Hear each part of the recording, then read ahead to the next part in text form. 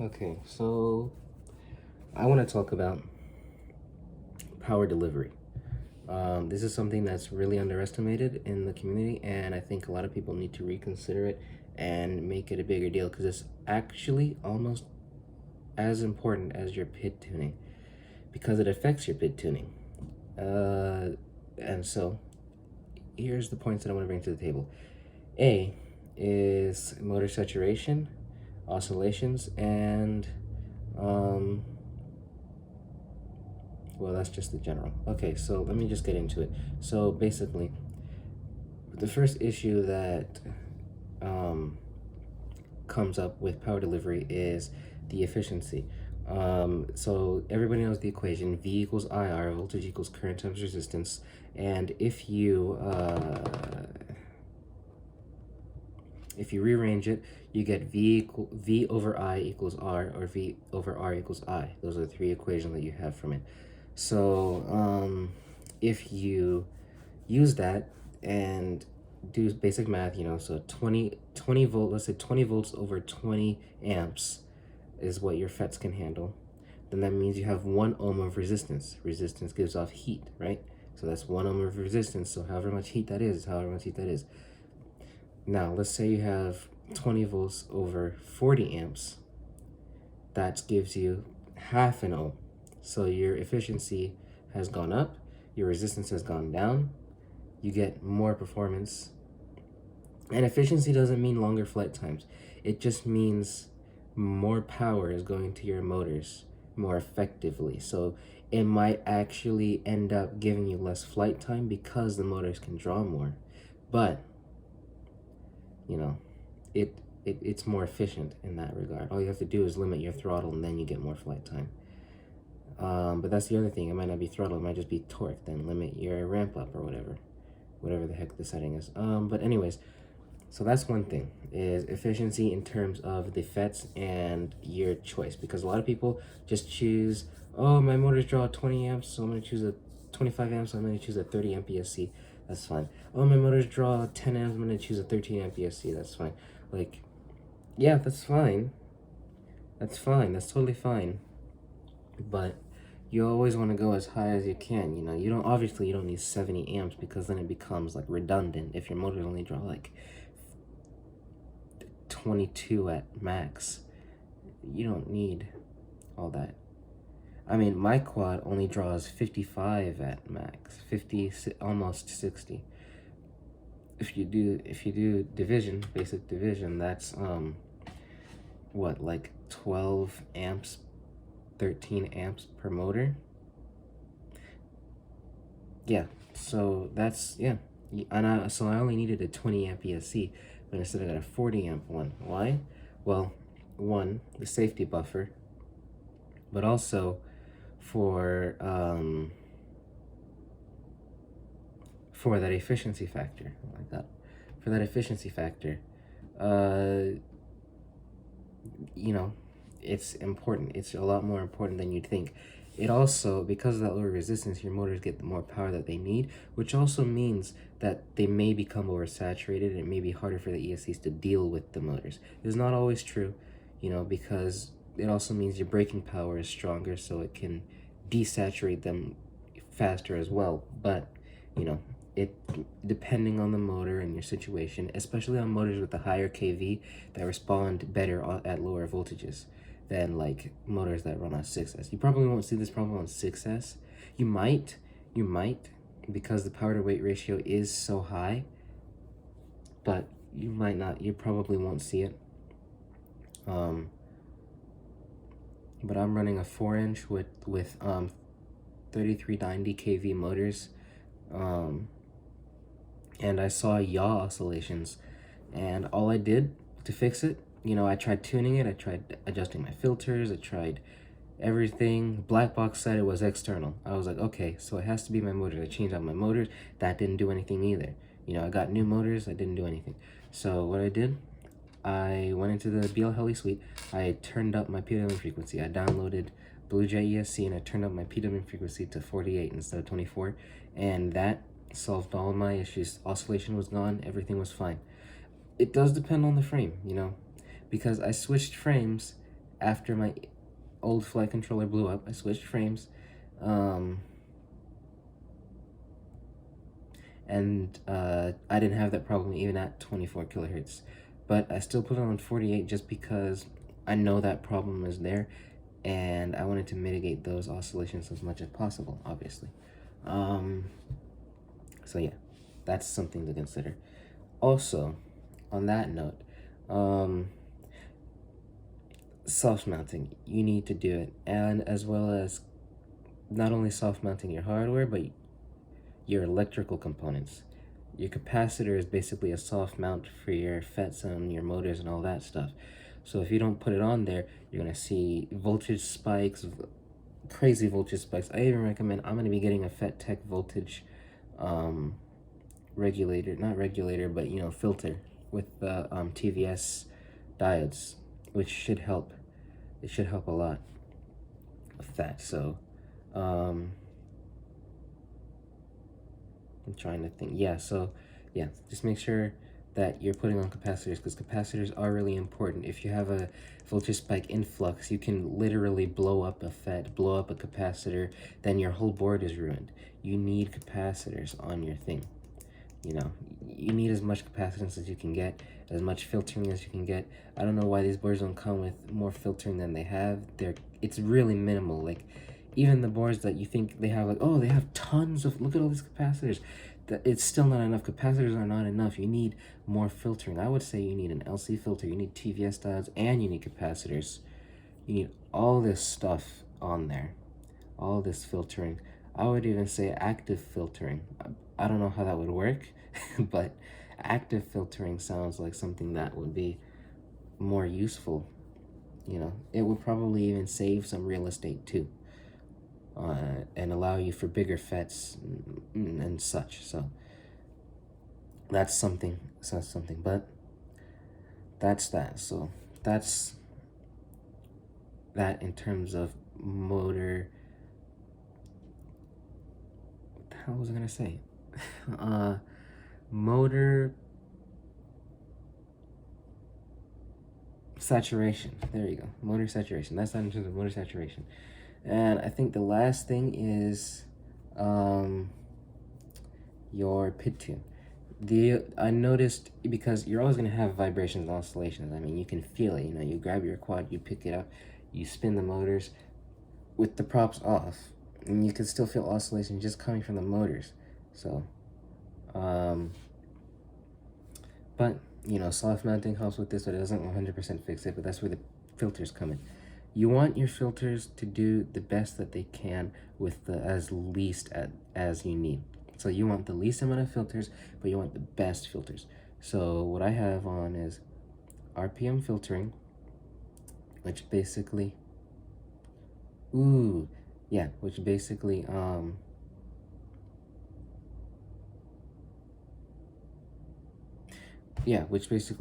puts a notch filter at a certain frequency. It puts a notch filter at the frequency that the motors are at, I think is what it does. And so basically, you eliminate motor noise for the most part. You are eliminating your motor noise, which is really nice. It's really good. It's a really amazing feature. If I'm understanding it properly, that's what it does. It eliminates motor noise. Not 100%, but it does. I think. And so that's pretty cool. Now, the other filter that I have that you need is a biquad on your D term. This was based on the video Joshua Bardwell made, based on the video Chris Rosser made. I think that's his name, I forget. But that he made on PID tuning. Yeah, and so this was his recommendation. And biquad filters, people don't like them because they have more latency, but they're more latent because there's more math involved. It's two quadratic formulas. It's not just some division and stuff. It's actually two, I don't know how a PT filter works, but it's two quadratic formulas. And you can have to the nth number. You could have 4, and it could be called a quad. It could be called a pentaquad. You know, however many quadratics you have it going through, to filter it out. And the more, obviously, the better filtering you'll get. But the more latency that you'll have as well. So that's what's going on with that. But yeah, so biquads are really good filters. They do really well. That's why we use them in a lot of applications, and that's why I think you should use them too, especially if you have an F7 flight controller. Like that's just a good choice to make. If you have an H7, what are you doing? Put all that shit put all that shit up. RPM filtering, filters, everything. You can do whatever you want. Yeah. But yeah, so yeah, that's filters. And the last thing is PIDs. If you're new, like I was when I started tuning it and I had no idea what the heck was going on with the oscillations that I was getting, I was messing around with the filters, the PIDs, the tune, all of that, and I didn't understand it. And with PIDs, when you're trying to figure it out, what you want to do is lower all your PIDs, lower them. Put all of them down to like 10 or 15. Put all of them down to 10 or 15. You don't need anything more than that for the start. I mean, your I can stay up to like 60 or 70, but put your D and your P down to 10 and 15. Maybe your P goes to 20, but you know, keep it low, really low, extremely low. Because if you go too high, it may just be the fact that it's your PIDs are too high and not the actual quad itself and the filters. So, you know, the other thing you want is black box log, but my quad doesn't have a black box log on it, and I was still able to troubleshoot it just fine. It really just depends on the experience you have, how much you know, your intuition. So, but yeah, that's why I'm making this video. So for those of you that don't know certain things, you can have that, understand that. So that's not just tune. The way I like to tune is there's two methods, IPD or DPI, never PID first. It's DPI or IPD. The reason being because with DPI, you want to get your D as high as possible so you can have it as smooth as possible. Your P to get that, to get to the set point, right? You don't want it too high, you don't want overshoots. And then your I to get stable on there. And that's how you tune that. The other one is IPD. You want your I to minimize wobbles. You want your P to hit set points, but not overshoot. And you want your D to tune out those overshoots and prop wash. And so that's what you want to do with that. But always filters first. Filters first. Lower your PIDs, get your filters, check your black box if you have one, make sure everything's all fine. Then start tuning. Okay? That's my recommendations. This is all my opinion. You don't have to agree with it. This is just what I've observed, what I've learned in time that I've had my quad, which is a 4-inch. I've got the, I don't know if you guys care. You can leave now. Thanks for watching. Subscribe, like, whatever. But I got Toma Quads Predator X4, Stan FPV motors. I got a Diatone Mamba F7 DJI, but I don't run DJI because A, it's expensive. B, I think it's pointless to have HD because I'm not like a professional or anything. And C, I like to see that I'm losing reception. I don't want it to just start lagging out and then I lose my quad because I'm stuck on a frame. And D, because it's lightweight. It's light.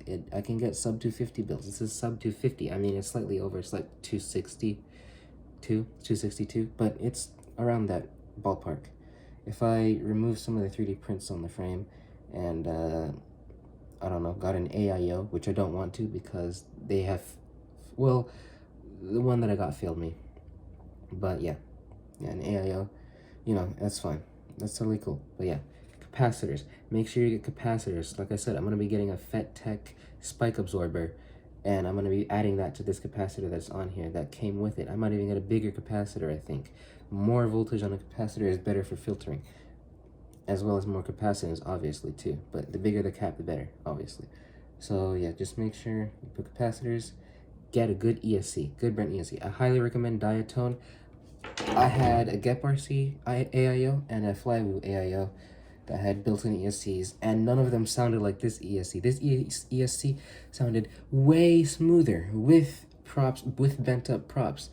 The other ESCs never sound that good. And get this, one of them, the Flywoo was BL Heli 32, and it didn't sound as good as this BL Heli S ESC. So that just goes to show you, it's not, specs don't matter. It's just about the quality, you know. I highly recommend Diatone. They're good budget. I got this for $80 at RDQ, and you could get one for $50 if you do the lucky box thing that they have going on right now.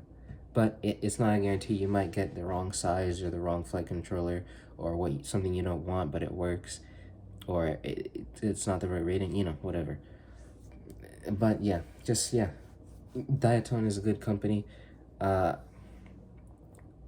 I don't recommend Flywoo, honestly. I've had 2 of their AIOs and they've both died on me in the same exact way the ESCs killed themselves. So I don't think they're writing out those ratings right on the ESCs. I don't trust them. I don't trust the drivers. It was either the FET that died or the driver that died. But I don't know which one. The FET didn't... I don't know. What happened was it just started... I plugged in the battery and the connector was crackling, which implies that I was getting inrushes of current, like on and off flickers, which was bad because that either killed my FET or killed my driver. And I know that because the board was getting really hot. And I think it was one of the drivers, because the FET wasn't getting hot. It was like more of the center of the board, which was probably the driver. So yeah, get good ESCs. Your flight controller probably doesn't matter too much, but you know, if you have a good ESC with good power regulation and filtration, it probably doesn't matter what quality flight controller you get. But if you don't, if you just have a pretty okay ESC, then I recommend getting a flight controller with good protection, like this Diatone. They have TVS diodes on the flight controller to protect it from voltage spikes and such. So yeah, make sure you've got good gear. Your central electronics are more important. Your motors don't matter as much, but you know, to each its own. Do what you want. It's up to you. I don't care. So thanks for watching. Please like, subscribe, comment, share. I'm trying to grow. I want to create an open source flight controller for people to actually do. I know Drone Camps or whatever his channel is, he started that, but he never really finished the series. There's a lot of gaps. There's a lot of unexplained details. The course is in-depth, but it's not too in-depth. It's just a rundown and overview. He's very vague with it. So I'm going to be redoing that. And I'm going to be showing you guys open source. So if you want to see that, please support me. I need all the support I can get, and I want to actually know that people are interested in that. So thanks so much for watching. Like, subscribe, comment, share, like I just said. And I'll see you later. Goodbye.